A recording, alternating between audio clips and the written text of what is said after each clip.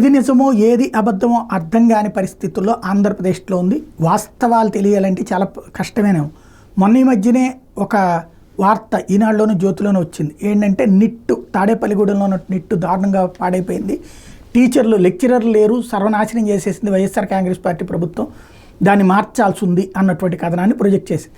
ఇవాళ సాక్షి రాసుకొస్తున్నదేమో బయట లే ఆఫ్లు ఉన్నా కూడా సరాసరి వేతనం సంవత్సరానికి 7,15,000 రూపాయలు చొప్పున ఉంది. ఇద్దరు విద్యార్థులకు అత్యధికంగా 44.1 వచ్చింది. టోటల్గా నీట్లో తాడేపల్లిగూడెంలో నిట్లో చదివినటువంటి వాళ్ళకి 2024-25 సంవత్సరానికి సంబంధించి joint seat allocation authority JoSAA నిర్వహిస్తున్న కౌన్సిలింగ్లో మొదటి రౌండ్లో 480 సీట్లకు అలాట్మెంట్లు పూర్తయినాయి. అదే సందర్భంలో నిట్లో సిఈసి ఈసీఈ బ్రాంచ్లో 90 సీట్ల చొప్పున ఉన్నాయి.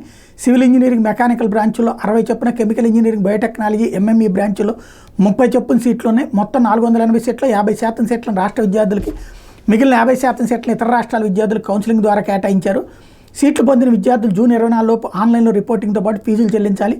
ఆగస్టు మొదటి వారంలో నిట్ ప్రాంగణానికి వచ్చి తమ ఒరిజినల్ సర్టిఫికేట్లు వెరిఫికేట్ చేయించుకోవాలని సూచించారు. అయితే అసలు విషయం ఏంటంటే క్యాంపస్ సెంటర్ల కోసం ఏకంగా 127 కంపెనీలు neat ప్రాంగణానికి వచ్చినాయట.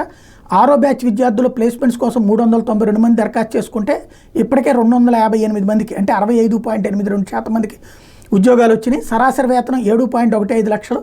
BTech final year CSC చదువుతున్న ఆదర్శ్ ఈసీఈ విద్యార్థి ఆకాష్ కుమార్ సిన్హాకి అత్యధికంగా 44.1 లక్షల వార్షిక ప్యాకేజీ వచ్చినాయి. 2022 బ్యాచ్లో 98%, 23 బ్యాచ్లో 97% మంది విద్యార్థులు ప్రాంగణ నియామకాల్లో ఎంపికయ్యారు.